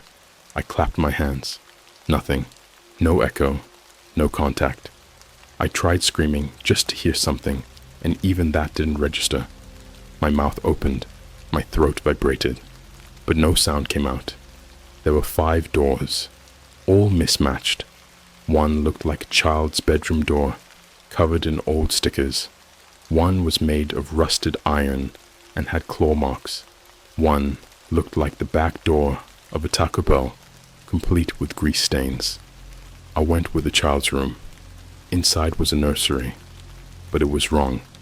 Everything was still. There was a crib, a mobile, a pile of toys in the corner. The walls were painted sky blue, but the sky looked like it was bleeding. Not paint, actual bleeding, like the color was alive and oozing from the drywall. I moved toward the crib, like I was being compelled, like gravity had changed and was pulling me forward. Inside wasn't a baby. It was me. Not a baby version. It was me, right then, right there. My same face, staring up with empty sockets. Its mouth opened and a sound finally came through. But it wasn't crying. It was dial-up internet noise, like static fused with screaming. Then it grabbed my wrist with inhuman strength and whispered through its toothless mouth, "It gets worse." I blacked out. I woke up in the second room.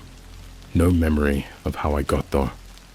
Room number 2 looked like a waiting room in a dentist's office from 1993, except the magazines were all burned, melted together into one black slab. The receptionist window was shattered. Behind the counter stood a woman with no face, no skin, just a mirror where her head should have been. She pointed to the clipboard. There were names scratched in blood, dozens of them. Some looked familiar. One name made me physically recoil. Tommy F., 17, entered 2022. Status, in progress. Tommy was a guy from my high school, disappeared 2 years ago. His mom said he ran away. There were hundreds of other names, some with the word expired, some with the word lost. Mine was at the bottom. JD, 24, status, pending extraction. I didn't understand, but I was shaking. The mirror-faced woman tilted her head as if curious. Then she slammed her hand on the desk. The wall behind her peeled open like muscle being torn. Behind it was room number 3. I won't describe everything I saw in that room. I can't. I'll give you a few words. A goat with human hands, crying into a bathtub full of glass. A ceiling made of teeth. A body bag breathing like a lung. A stack of phones, all of them vibrating and playing voicemails from people begging to be erased from time. Every time I blinked, the room changed. Every time I turned away, it got closer. I don't know what it was, but there was something in that room that wasn't bound by reality. It moved outside of time, and every time I felt it pass behind me, I'd lose a memory. I couldn't remember my dog's name. Then I forgot my own birthday. Then my mom's face. And when I tried to scream, my mouth was full of screws. Eventually, I was thrown, literally hurled, into room number 4. This one was a massive open gym, but hanging from the basketball hoops were mannequins dressed like me. All of them dead. Different injuries. One burned, one drowned, one hung, and one that looked like it had starved to death, staring into a camera. Suddenly, a projector came on. It showed footage. Real footage. Me, walking into my apartment last month. Me talking on FaceTime. Me sleeping. Then it shifted to things I'd never done. Me smashing someone's head with a brick. Me dragging a body down the stairs. Me smiling while cutting out my own eyes. I screamed, and this time, the room echoed. My voice came back in layers. each echo distorted into a different version of me. And then the floor opened. Room number 5 was a hospital, not like a real one, more like a set, but everything was perfectly staged. A gurney, bright lights, monitors, and a figure in the corner, dressed like a surgeon, long arms, face covered in someone else's skin. He turned slowly. His mouth didn't move, but I heard the words anyway. "We're going to take you apart to see what keeps you here." He started walking. The gurney strapped me down automatically. I thrashed, bit my tongue, screamed, and then he opened a drawer and pulled out a file. It had my entire life in it. Photos, journal entries I never wrote, a recording of me crying as a kid, a list of everything I regret. And at the bottom of the file was one paper that said, "Project JD Class 3, Candidate, Potential for Extraction, awaits approval." And the final line, "If he makes it to room 6, initiate reality split." Then I felt the scalpel go in. I woke up in my apartment, alone, on my couch. It was 6:12 a.m., and in my Venmo was a payment, $5,000, from an account named Red Room Admin 7, with the message, "Thanks for playing." But here's the kicker. That wasn't the end. I found a lump in my side a week later. Inside was a tiny black camera, surgically inserted. Someone is still watching me, and every night, at exactly 3:41 a.m., I hear 4 knocks. Knock, knock, knock, knock. Let me know if you're ready, because room 6 wasn't the end. Room 6 is outside of reality. It started again with the lump, the camera they put inside me. I cut it out, kitchen knife, no anesthesia, just whiskey and a mirror, and a sick part of me whispering, "You need to see what's still watching." But the thing inside me wasn't a camera anymore. It looked like a spider, coiled and metallic, twitching like it was alive. Tiny red light blinking on its back. The moment it hit the bathroom sink, it crawled. That's when I knew this wasn't tech. This was something else. This was a parasite. And when I smashed it with the back of a hammer, it didn't die. It just folded into itself, crunched like bone, then vanished. Not scurried away, not exploded. Vanished, like it slipped between the molecules of the floor. That night, I got the text. Unknown number. "You're already in room 6. You just haven't noticed what's changed." For the next few days, I tried to live normally. Emphasis on tried. I went to Target to buy bandages, walked in like nothing was wrong, then noticed the employees weren't blinking. They just stood at their registers, smiling too wide. The greeter said, "Welcome to Target," every 10 seconds, even when no one walked in. The Starbucks inside had customers, except every customer was the same person, same hoodie, same face, same exact sip motion, looping. And the menu, instead of drinks, it said, "Liquid that feels like regret, $4.50, temperature of mother's disappointment, $3.95, pumpkin spice trauma, $5. When I left, I swear to God, I looked behind me and saw myself still inside, ordering, smiling, sipping. I haven't gone back since. Room 6 isn't a room. It's a state of being. It's like reality split open under me. And instead of falling through, I stayed exactly where I was. But everything around me began repeating, folding, rotting, like this world is a moldy version of the real one, and I've been sentenced to rot along with it. Every digital screen I see now glitches. YouTube thumbnails warp into versions of my face with black eyes and slit mouths. Instagram shows me pictures of people I've never met with captions that say, "We miss you, Jay. You were better before room 6. Why did you let it in?" Even my own TikToks glitch and play sounds I never added. Children screaming in reverse. A low growl saying, "You're not supposed to be here." But it gets worse. I'm being followed. Not by a person, by a version of me that didn't escape room 5. I saw it for the first time, inside a bus reflection. Everyone else looked normal, but my reflection was twitching, bleeding from the mouth, grinning. Then it waved. No one else noticed.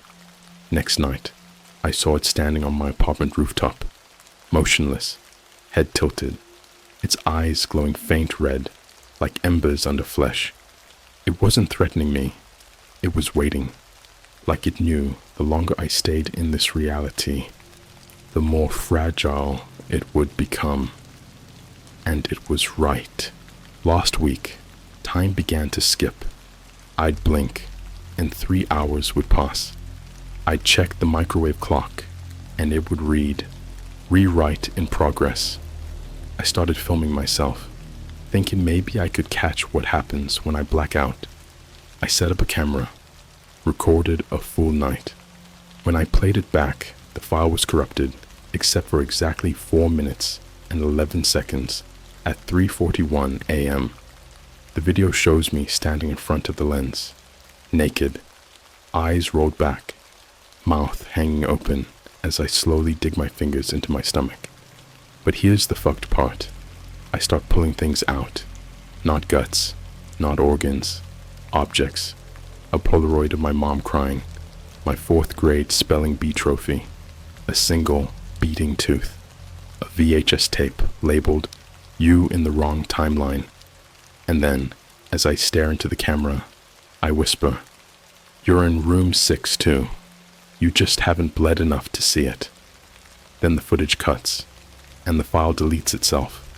Every time. I started hearing a sound from the walls. Not rats, not pipes. Typing. Like an old typewriter. Fast, angry, relentless. And every morning, new words appear on my bathroom mirror, written in scratches, not ink. Escape is just a new entry point. Don't dig. It writes back. You're not alone in your skin. That last one made me panic. I ran to the hospital, told them I was having a mental breakdown. They took blood, did an X-ray. The nurse's face went white. She called in 2 doctors. They asked me if I'd been to South America recently. I said no. They wouldn't explain what they found, but one of them said something under his breath that I'll never forget. It's not cancer. It's cohabitation. They sent me home with pills. The pills taste like dirt and metal.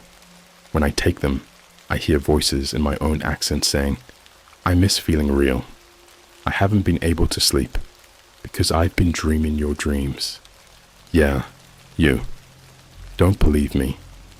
You ever dream of walking into a mall where all the stores are empty except one, and that one store is just plain static?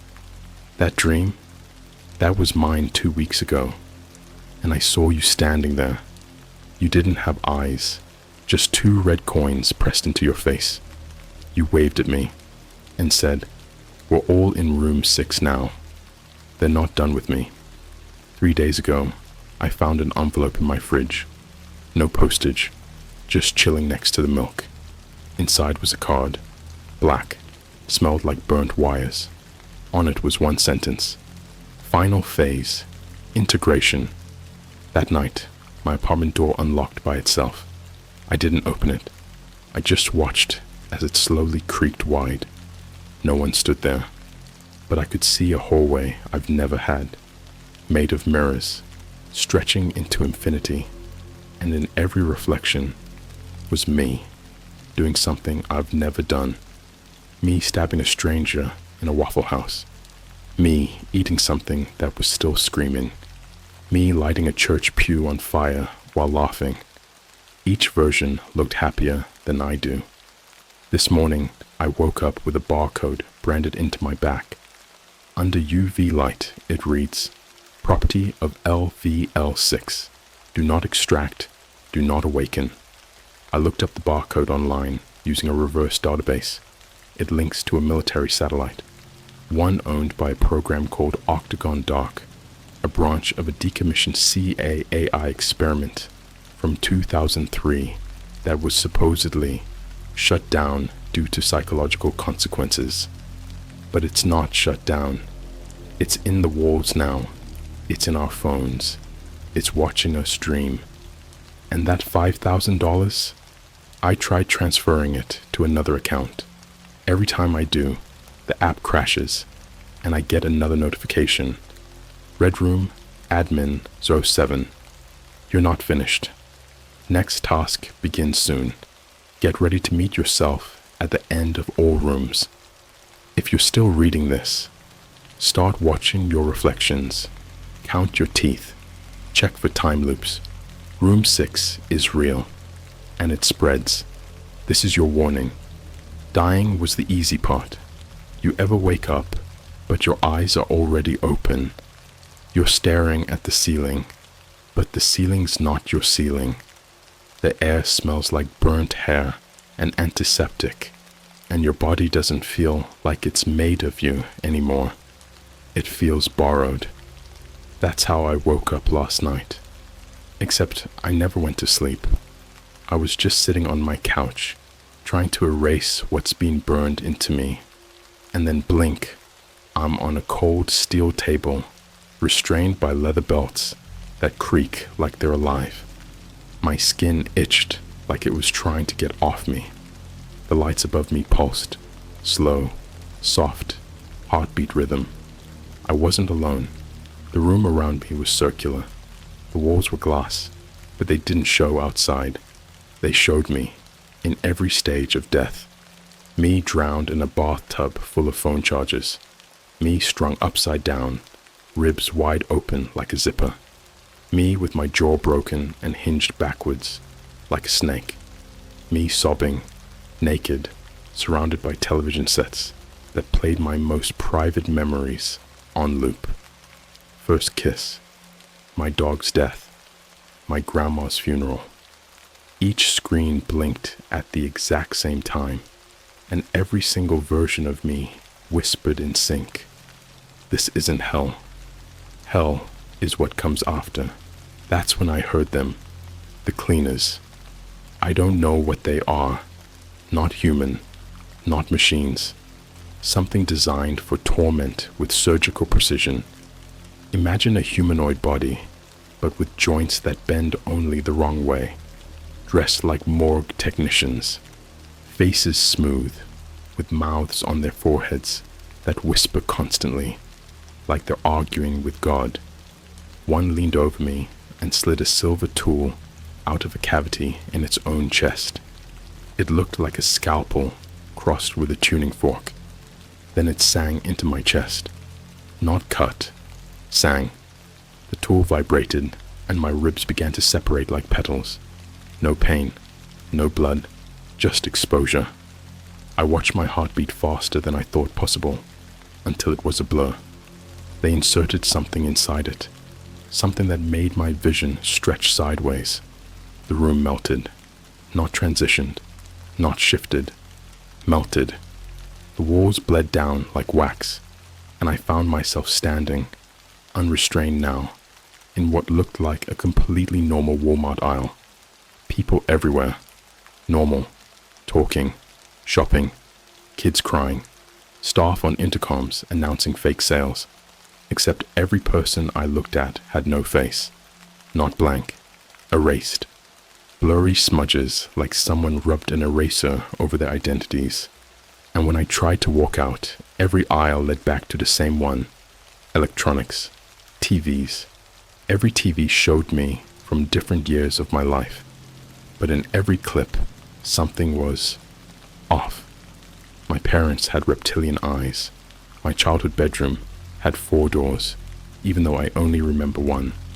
My old dog, Max. In the footage, he stared straight into the camera with human teeth and whispered, "You let him in." Then the screens went black. All of them. Every single TV flipped to the same thing.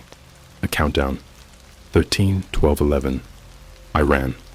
I don't remember how I ran. I think my body moved without asking. At 0001, the world went white. When I came to, I was in an airport, one of those massive international ones, Dubai maybe, except there were no planes, just terminals and mirrors instead of gates labeled with numbers that didn't make sense.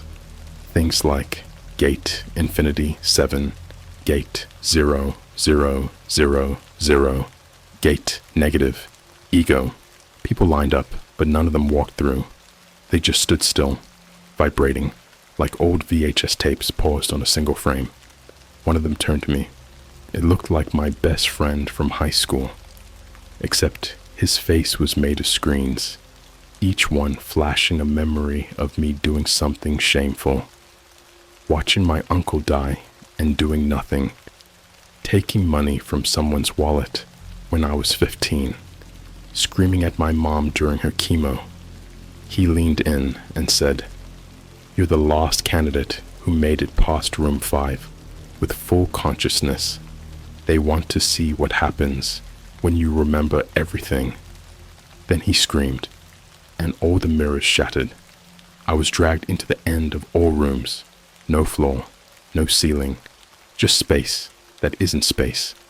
Imagine standing in a museum that collects you. Every version of your soul pinned like a dead butterfly. Memories that never happened. Futures that won't exist. I saw an exhibit called "What You Would Have Been If You Never Took the Offer." It showed me with a normal life. Happy. 2 kids. A wife. A job I don't hate. Smiling at a birthday cake that read 35 and still breathing. Then came another exhibit. Post-room 6 candidates. Extraction failures. I can't describe what I saw. Not fully, but I'll try. Bodies with mouths where the eyes should be, chewing through their own memories. People melting into their loved ones like clay. One guy stuck in an endless loop of his own scream, bouncing through his hollow rib cage. Another one, a little girl, maybe 10, sitting in a chair, twitching violently, whispering the word static over and over while her skin rewound like a cassette tape. And all of them turned to me, in perfect sync. You should not be whole. You are what they call a bridge. They showed me the machine. It wasn't built by people. It was grown, a mass of cables, bone, and thoughts. It pulsed with collective trauma. You could hear 9/11s, Chernobyl, school shootings, and your parents' divorce in its breathing. It spoke without words. It projected a memory of me dying, a death that hasn't happened yet. I was at a Universal Studios theme park. Random. I was standing in line for a ride, and suddenly, I just started bleeding. From my eyes, my ears, my fingertips. People screamed, and I smiled, because I knew exactly what it meant. That was the final room. The world was room 6 now. They let me leave, but not really. I woke up in my apartment again, but the door won't open. The windows show an ocean that isn't on any map. My phone only loads one page. endofroms.gov. It's a live stream, and I'm in it. Right now, as I write this, wearing this hoodie, sitting on this floor. There are over 114,000 live viewers. The comments scroll by in languages I've never seen, but every now and then I catch something in English. He's the first one to make it this far. When he breaks, the breach opens. It's watching through his eyes. I hear knocking again. Not 4 this time, just 1. Then silence. Then a breath from the vents. Then something whispered from inside my mouth. "You're not done." And I started laughing. Not because it was funny, because I understood. Room 7 isn't a room, it's you. It's the moment you stop denying that they're already inside.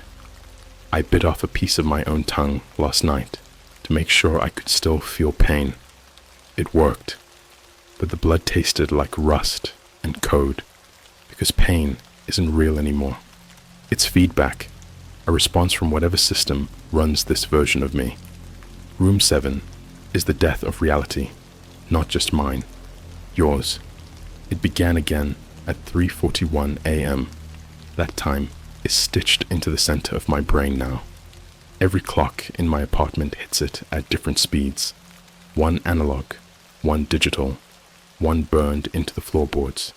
Every time it hits 3:41, something changes. Last night, it was gravity.